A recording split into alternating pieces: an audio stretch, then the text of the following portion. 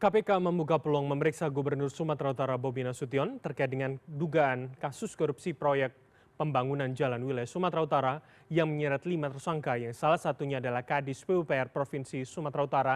Apakah dengan 5 tersangka ini mampu memperjelas kemana saja aliran dana haram ini? Dan untuk menganalisa serta menjawabnya sudah bersama kami dari luar studio peneliti Pukatu GM Zainur Rohman. Selamat malam Mas Zainur, apa kabar?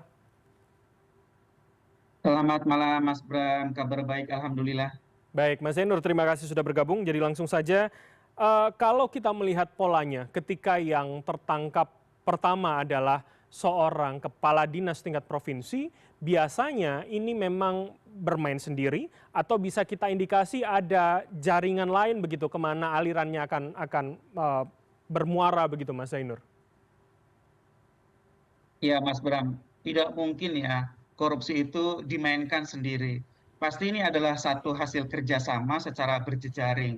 Mulai dari bagaimana mengondisikan e-katalog, kemudian berkomunikasi dengan pihak-pihak yang akan membeli proyeknya, kemudian tentu juga tidak tertutup kemungkinan itu juga berkoordinasi dengan pejabat-pejabat di internal Pemprov Sumatera Utara.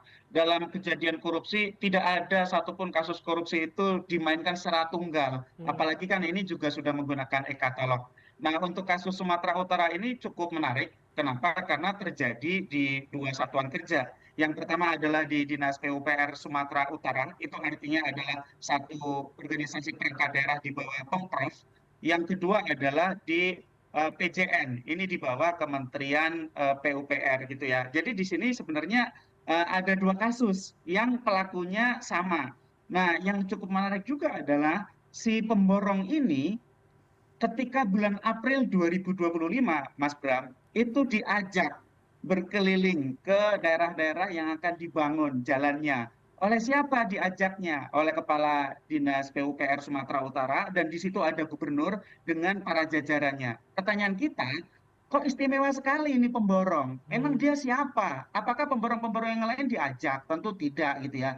Jadi sejak awal sepertinya sudah ada favoritisme, sudah ada pengondisian bahwa proyek-proyek ini nanti akan diserahkan kepada KIR dan anaknya itu. Kemudian setelah mereka diajak survei, kemudian setelah itu ada kemudian janji-janji yang direalisasi. Sudah ada pemberian-pemberian secara bertahap, bahkan kata KPK kalau di total itu pemberiannya sudah mencapai 2 miliar rupiah. Oke. Sehingga Mas Bram, sekali lagi, ini sudah sangat terencana, berjejaring, dan ini bukan satu kejadian yang kemudian tiba-tiba di OTT oleh KPK, Mas Bram. Oke, berarti secara logika Mas Zainur, kalau kita lihat 5 tersangka, 2 swasta, 3 dari ASN, menurut Anda akan ada pihak lain di internal paling tidak untuk Pemprov, untuk kasus Dinas PUPR ini akan bisa terjerat begitu Mas? Itu tinggal bagaimana KPK akan menyelesaikan perkara ini ya. Dan Mhm. ini juga menjadi salah satu pertaruhan bagaimana publik akan percaya atau tidak percaya kepada KPK ke depan gitu ya. Kenapa? Karena kan yang pertama dilihat dari personnya. Kepala Dinas PUPR ini baru Mas Bram, baru Mhm. menjabat. Ini orang bawaan dari Pemkot Medan, dibawa oleh gubernur dalam tanda kutip gitu ya. Ini memang orang yang sangat dekat dengan gubernur. Yang kedua, kasus ini kan juga kasus yang sebenarnya kalau dilihat dari proyeknya adalah proyek besar. Proyek besar di Pemprov itu biasanya sudah ditandai, sudah semacam di coupling begitu ya. Baik itu akan dikawal atau akan dijual gitu ya. Biasanya proyek-proyek besar itu antara dikawal agar tidak ada korupsi, atau yang kedua sekalian aja dijual untuk mendapatkan pundi-pundi penghasilan. Sehingga Mas Bram, saya percaya bahwa pelakunya masih bisa dikembangkan jauh Mhm. lebih dalam, jauh lebih luas. Bagaimana KPK selama ini juga selalu menggunakan metode pengembangan perkara dari satu OTT yang hanya mendapatkan sekitar 230 juta, kemudian bisa diungkap ternyata ada aliran-aliran lain Mhm. kepada pejabat-pejabat lain, bahkan mungkin sudah dari periode-periode sebelumnya, Mas Bram. Oke, Mas Zainur, ini saya mengutip apa yang dikatakan atau disebutkan oleh pelaksana tugas Deputi Penindakan dan Eksekusi KPK Asep Guntur Rahayu mengatakan kalau ada kaitannya baik aliran uang atau ada perintah. Jadi artinya dalam pengungkapan seperti ini tidak hanya soal aliran dana begitu ya, soal perintah mengizinkan tidak mengizinkan itu akan juga bisa termasuk di dalam itu, Mas Zainur.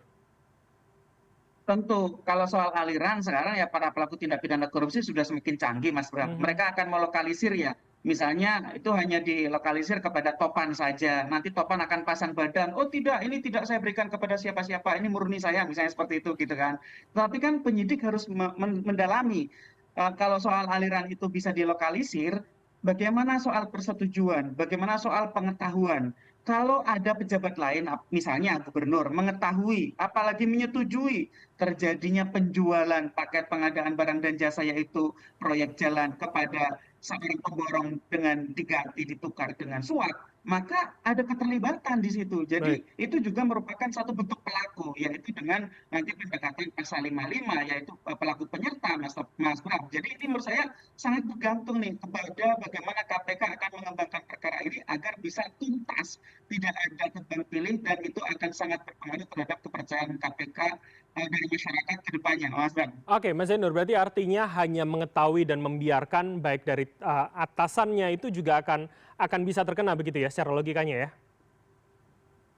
Bukan secara logika lagi, ini secara hukum gitu ya. Oke, Kalau ada pengetahuan dan ada persetujuan, itu menjadi pelaku, Mas Bram. Itu oke. bisa dijerat dengan pasal yang sama sebagai pelaku penyerta, yaitu menggunakan pasal 55. Mhm, Sehingga ini sekali lagi tidak cukup hanya follow the money, bagaimana ini uangnya mengalir kepada siapa saja. Kan sudah ada 2 miliar, Mas Bram, yang dialirkan. Itu mau mhm. dialirkan kepada siapa saja, baik secara cash maupun secara transfer.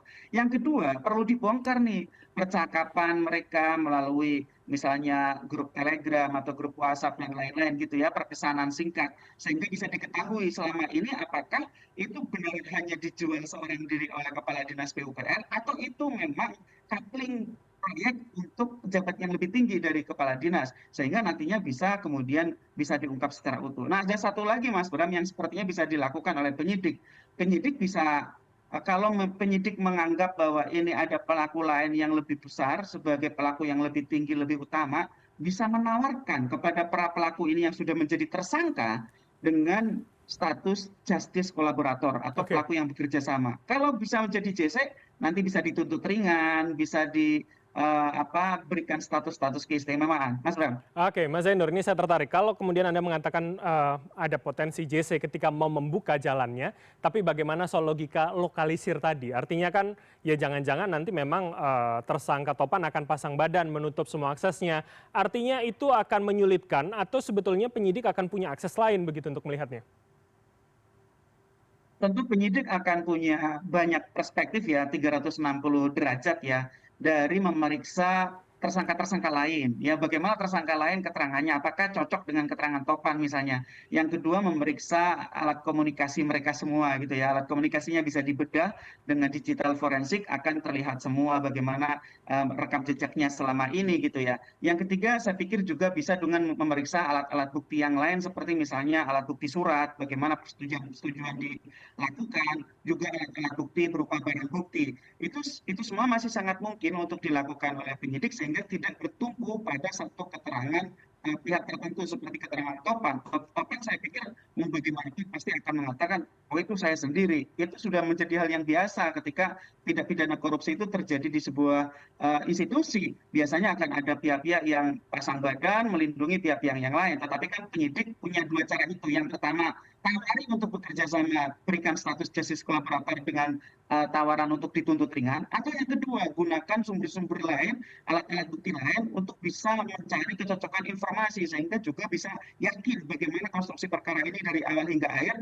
sehingga tidak ada pihak yang kemudian dilepaskan hanya karena kesulitan untuk mencari keterangan dari seorang tersangka. Mas Bram. Oke, Mas Zainur, terakhir saya ingin menarik lebih luas. Jadi artinya ketika ya sebetulnya kita baru melihat, merefleksikan bagaimana 100 hari kerja dari para kepala daerah ternyata di salah satu daerah sudah terkena dan itu menjadi salah satu orang yang disebut dekat begitu. Bagaimana kemudian Anda juga menyikapi fenomena ini kemudian untuk menjadi alarm untuk semua tempat begitu, Mas?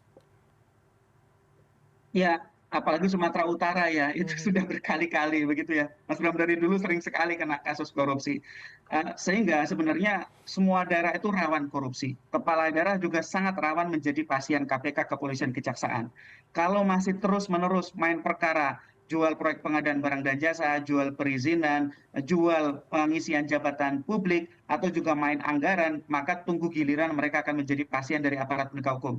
Rakyat berharap pejabat itu berhentilah untuk bermain-main, gunakan kesempatan untuk melayani rakyat. Yang kedua, aparat penegak hukum tolong ya agar mereka bisa bekerja dengan optimal agar penegak hukum ini bisa beroperasi di semua daerah ya juga dari sisi pencegahan bagaimana pemerintah pusat ya juga melakukan upaya pencegahan korupsi, pemerintah daerah juga melakukan pencegahan korupsi agar jangan sampai menjadi perbuatan korupsi baru kemudian dilakukan pemadaman. Kalau sudah seperti ini tentu kemudian akan sangat apa ya mengguncang begitu ya. Organisasi di Dinas PUPR Sumatera Utara pasti terguncang dengan perkara ini. Kalau organisasinya terguncang, pemberian pelayanan kepada publik pasti juga akan terganggu dan itu akan sangat mempengaruhi kualitas pelayanan pemerintah kepada publik. Sekali lagi, tidak ada yang diuntungkan dari korupsi kecuali para pelakunya. Saya harap agar pemerintah benar-benar menjadikan pemberantasan korupsi sebagai program prioritas utama. Mas Bram. Baik, semoga ini menjadi catatan bagi kita semua. Terima kasih Mas Zainur Rohman, peneliti Pukat UGM telah bergabung sama kami. Selamat malam, sehat selalu Mas Zainur.